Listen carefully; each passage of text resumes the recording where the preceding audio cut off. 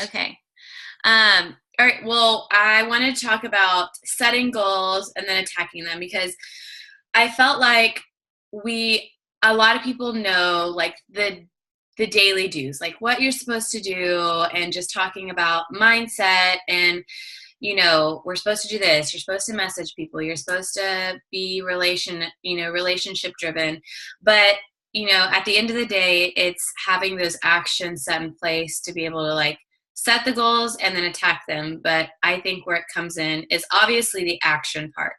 Um, and so my first question to myself, like in 2018, while I was trying to get my mindset back on track of what I really wanted, because I feel like I just kind of lost sight of I wanted it to work, but I wasn't really focused on how that was going to happen. I just kept telling myself like, I want to be a lead. I want to hit Success Club. I want to pay off this. But I wasn't thinking beyond that. So it was just really surface in my mind. And so one of the questions that I asked myself was like, when is the last time you wrote out, one, your goals, but two, why you're doing that, and how you're going to execute that? Because I think that was a missing link, is like how I was going to do that and then putting those things into action. And so, like I said, all 2017, I just wanted things, but I wasn't putting in the work to actually get those things done. And so tonight, I just wanted to talk a little bit about the goals that you're setting and then following through with those goals, and how you can kind of dig into that and keep yourself accountable along the way. So I did create a vision board, which for me, I'm a very visual person. And so two things I told myself was like, I work from anywhere really, but at night, I gave myself a few days out of the week to really sit down at my desk, like at my workspace. And I have my vision board in a picture frame right here next to me. So like every time I sit down when I'm tired, like literally right now, I could close my eyes and go to sleep. But I know that I said I want to do more things in my life. I want to pay off debt, and I want to go on a paid vacation, and I want to make a certain amount consistently. And those things aren't going to happen if I'm not putting in the effort. And so that was one of the things I did, is make a vision board and really put it somewhere where I'm going to see it on a daily basis. And that was just something personal for me. I know not everybody's that way, but whether it was on a scratch sheet of paper and I stuck it, on the fridge or on a mirror, I thought if I made it like prettier, and took the time to do it, then it would mean more to me. And I put pictures on it and different things like that. But one of my personal goals immediately was to finish a program from start to finish. And I thought, what better way to do this than 80-Day Obsession, which is the new program. But the action that I needed to take was really being a challenger, because as a coach, we get into this like routine of like, oh, I'm just going to post in the morning. I have a scheduled post, and I'm going to post in the evening, and everybody needs to be doing their things. And then you get to the end of your program or your challenge group, and you literally have no results to show your challengers or your customers. And so you are not being a product of the product. And, I finally, had a come to Jesus meeting with myself, and was like, you literally haven't had results in forever. You're just kind of like coasting by because you're in this coach status. And so for me, I know that one way to be an amazing coach is to be a challenger first. And so that was my goal, is finish 80-Day Obsession all out, and really digging into the challenge group, because for instance, today I was walking through the school, and I went into the lounge, and I forgot that they had like a luncheon for the teachers, which was all crappy food. There was like one fruit tray that was already gone. And I immediately was like, because I've been in the past 9 days, I really dug into this challenge group that I'm in. I like took a picture of the food, and I was like, I'm not going to eat this. Like, I'm not doing that. And it made me, one, be accountable to my own journey, but two, realize like what I should be talking about with my coach, my customers on a daily basis. So really digging into my personal goals, because that's going to reflect in my coaching life as well, and the people that I'm drawing into my business. My business goal, I am going into 2018 not thinking about the number, in terms of the number of, I'm not going to focus on the number. I'm going to focus on the person. And if that person cannot afford $160 challenge pack, then I'm going to find something that maybe could work for their budget. And I think for a while, I just got set on like, I want to hit Success Club 10. So I'm going to sell a challenge packs. And what I stopped losing sight of was that is not relatable, and I am not being people driven and being a servant. I am seeing numbers. And numbers aren't bad, because at the end of the day, that's what's going to get you to the place you want to be, with financial freedom or whatever that stuff is. But we are here to serve. And our corporate office just repeats time and time again how we are a business of relationship building. We build those relationships with people. And if we're not focusing on that and we're focusing on the number, then that number is not going to happen, because we've lost our sight. So for me, my goal instead of Success Club is 250 PV a week. So that means that could be Energize, that could be Shakeology, that could be one DVD, that could be Beachbody on Demand, the all access. It could be an assortment of things, because if you don't know, everything that we sell has personal volume. And that's what the PV stands for. And so I really started looking in and saying, if I am having this PV every month, I would say, as a new coach really wanting to work the business, 500 PV a month is an amazing goal, because that says that you are getting yourself out there, that you're building relationships, that people are asking you questions, that you're having conversations with them consistently enough to where you don't feel like you have to shove information down their throat and word vomit on them because you want to sell something. And I think I got into that habit. I was like, oh, I really want to hit Success Club, so I'm just going to send out these messages and, like frantically, which is so silly, because I know that if I'm connecting consistently, which means showing up consistently, I don't feel icky doing it. I don't feel icky talking about it, especially if I'm doing it and I'm getting good results. Like, I tried to go back to like when I first started this, I was a challenger. I signed up to be a coach and a challenger at the same time, and I went all in, and I had amazing results. And I was so proud to show people, like, look, this is what's happening to my body. It's like all healthy, and we're got 30 minutes, and I have this amazing group of people I've never met before, and I got excited about it. And so I was trying to think like, well, if I'm doing that, people are going to be asking me questions. I'm not going to feel icky about it. Who cares if I sell them a thing of Energize because they know it's in my mommy crack? Like, whatever it might be, that's creating an income. And if those things are happening consistently month after month, that's residual income that's coming in. So how am I going to get that, that 250 PV a week? And right now, sometimes it's that and sometimes it's not, but that's my goal. And if I hit that goal, I want to go over that. And like, if I have an off week, I'm going to continue having that in the forefront of my mind, when I'm building these relationships. But how am I going to do that? So I realized that, I wasn't changing with the times as much as I needed to be. And what I mean by that is, when I first started coaching almost 3 years ago, it was post 3 to 5 times a day. Make sure you're showing up. Comment to the blah, blah, blah. And it was just like, you had this list of things that you had to do. And I was like, oh, I've only posted twice. Like, I'm good, and it's like, you freak out. You have all this anxiety.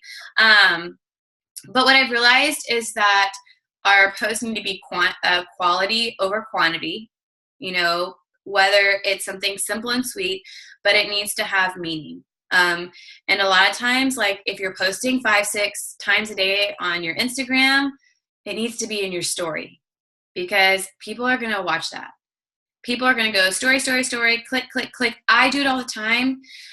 And I'll watch people's stories, like what they're talking about, what they're wearing. You know, I was looking at Amanda. She bought something off of that Ellie, like it sends you the workout gear, and she posted a picture of her opening the box, or it was a Facebook or Instagram story, and she didn't post what was in the box. And I literally messaged her. I was like, "What's in your box?" And then I realized, I'm like, "Oh my gosh!" Like, so simple. She ordered something, so it gave me the idea. Oh, I just got a Stitch Fix box in. I literally went step by step on my Instagram story.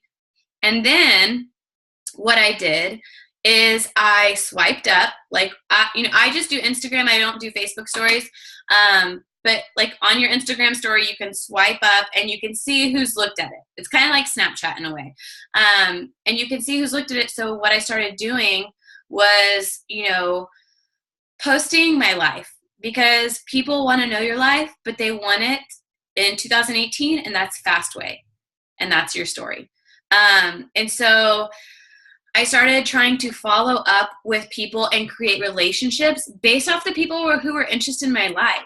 And it was a start, because I was sitting the other day and I was like, I was like giving myself a pity party. I was like, I don't have anybody to message. I don't know anybody else, And then I just had this like thought of like, okay, I'm going to go see who's interested in what I'm doing. And I started looking, and then I started going to those people's pages, connecting.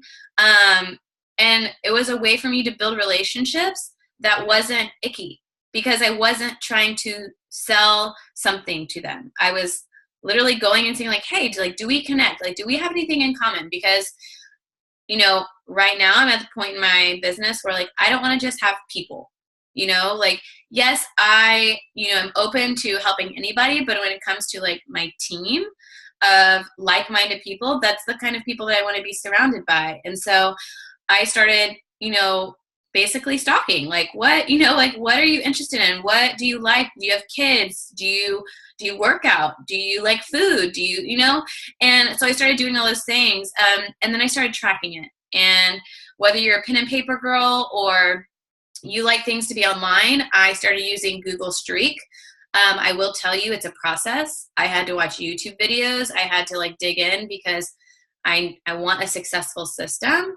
But you need to be able to have a area, whether it's in your phone or what, to track who you're stalking, right? No, who you're looking at, who you're thinking like, oh, this could be potentially somebody who would be an amazing part of my team, would benefit from what I'm doing.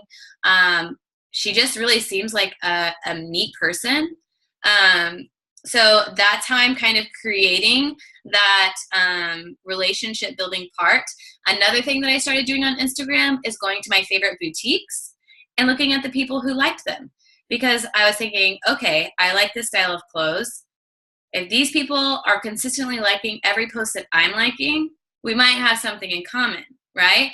So that's another thing I started doing. I literally one night sat in bed and just started scrolling through people who liked the same clothes that I did on 2 different boutiques.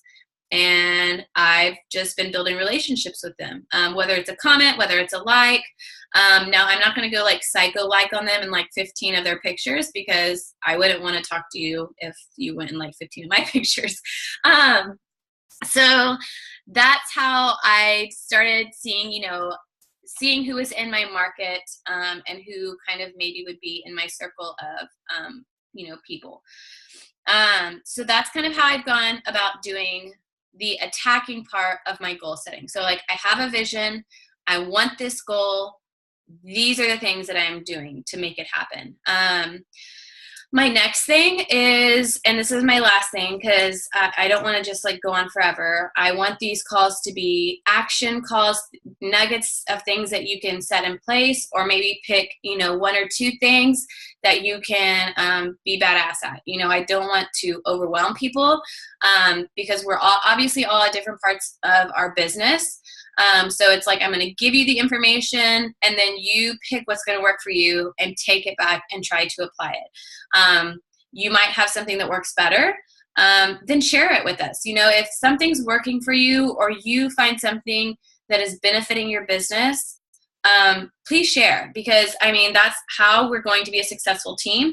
And plus, I like hearing from other people. I really do. When I'm wanting to make my business better, I will go to, top 10 coaches pages and stories and see, like, what are they doing? How are they posting this? Just to get ideas, because they're obviously doing it right. The next thing I want to talk about is new coaches. So I obviously want to be adding new coaches into my business on a monthly basis. And one of the things that I struggled with, I have struggled with my entire coaching career, I feel like, is getting people started off on the right track. Not overwhelming them, but giving enough information to where if they want to run or walk or jog or whatever it might be, that is there for them. Like I said, am a visual learner. Like, I watched all the videos. I did my home, I just did everything, because I don't like not being in the know. Like, I want to know as much as I can, but not everybody's like that. So what I started doing is, when a new coach signs up, I send them a welcome email. Welcoming them to the team, and these things are in the file section of our team page. So if you are getting a new coach who's brand new, you can send these out too. Like, your team fit to be, send these out, or create your own if you feel the need to. But I'm sending out a welcome email, and it has like a new coach checklist. So like a couple of things that, as a new coach, if they're wanting to work the business, these are things that they need to have done or set up, or at least get started on. And you can see what that looks like. I put it in the team files, but it's a new coach checklist. The other thing that I wanted, that has worked for me, and that I've talked to a lot of coaches and it seems to work for them, is, and I think maybe Melanie Mitra said it on a call, was jumping on a call with them within the first week. So having that momentum, like, they're excited, they're signing up, they bought a challenge pack. If it's somebody who's brand new and has never done a challenge with you, you need to hop on that call and hype them up about getting into your first challenge group with you, and them being a part of it, because their first priority should be the best challenger that you can be. Because if you're doing this and you're trying to sell something, but you're not being a product of the product, it's going to be really hard. So really having them go all in, which, if you're their upline, that's going to hopefully give you some motivation to be right there with them, leading the way, showing them what it looks like to lead a challenge group the right way. So jumping on a call with them, I will say, if you're a brand new coach, or this is something new to you, or you're having a refresh, reset 2018, and you want your upline coach to hop on a call with you, ask. Like, if you had a new coach, I would, in a heartbeat, hop on a call with you too, and talk to you guys, obviously talking to you first, but, having that camaraderie and just that community feel, because that's one thing that I absolutely loved about our team and Sister Empire, is feeling a part. And no better way to welcome them to the team, to hop on the team, a team call with your coaches. So hopping on a call with them, kind of letting them know what's going on. And then also, like, I have a Getting Started Right paper, and it literally just has a checklist of things I can ask them. Hey, do you know your coach ID? Do you have it written down?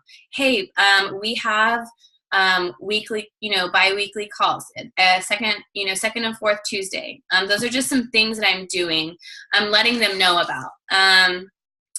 And then the last thing is making sure that they don't lose the momentum, because I try to think back, like, when I first signed up, I had so many questions. It was so overwhelming. And you tell them that, like, it's a lot. It's new. It's stuff that's not familiar with. They don't know what PV is. They don't know what team volume. They don't know, and they don't really need to know, because their number one priority should be, hopping into your challenge group and being a kick-ass challenger and showing up, and, you leading the way for them. But having them not lose that momentum of them being excited is so key. Getting them started in the right direction right away, and you building that relationship with them, I think is so important, because then they know that you're there. And being there is, I think, super key too. But all these things, I feel like if you're doing them consistently, then it's gonna, like I said, it's not gonna feel icky. You're not gonna feel salesy. And I have so many people say that, like, like I don't really like reaching out to people. But guys, if you are doing your part, in terms of showing up in your social media, whatever, foundation or, part you like, whether it's Snapchat, Instagram, Facebook, Pinterest, YouTube, whatever it might be, but doing it consistently enough to where people know that you're going to be there. And although you might think your life is not that interesting, I think about the things that I watch and I'm like sitting there like, why am I watching this? But I will. And I'll sit there and watch their entire story because I want to know what's going on in their life, right? And I'm like, I wonder if yes, people do that. You're not the only one, okay? So just you think about you and what you watch and what you like and try to twist it into your own style. Like, honestly, if I would not have seen Manda post about her Ellie box, like it was not normal for me to try on clothes in front of my mirror and tell people, look, this is what I got. But I did it. Because you know what? People probably watched it. And they're like, ooh, I wonder what she got in her Stitch Fix box. See, Bridget probably watched it. Yeah, and so it's just showing people your life. I know a lot of people say like, oh, I'm just a mom. I'm just a teacher. No, you're not. But that's part of you growing is getting uncomfortable. And it's like I said the other day, like getting in front of a mirror, posting a selfie, taking before pictures, making sure that I'm showing up in that wasn't comfortable that wasn't normal. I didn't do that before this job. But it's worth it to me because like I see my vision board and I'm like, I do want to be debt free. I do want to be able to have the opportunity to stay home with Haven if that's what I choose, at least 3 days a week if I want that, I want to have enough money for my wedding eventually, whenever that comes. I want to have a paid vacation. And so if I'm not attacking those goals that I have set, they're just things, right? They're just goals that are just sitting there. We have to take action in them. So I hope that was good. Bridget, do you have any questions? No? Okay, I'm going to start. I muted myself. Huh? I muted myself, sorry. Oh, do you have any questions? Not right now. I think I'm okay. Okay. I might get some later. But. Okay. Yes. Yeah. I mean, and that's why, the team page is, I want it to be a place because it has dwindled off and, life got the best of me and I have no excuses for it doing that. But at the end of the day, it's a new season. And I feel like, as we're working together and setting goals and then crushing them, I feel like it's going to be a different kind of year. So I'm going to stop the recording real quick.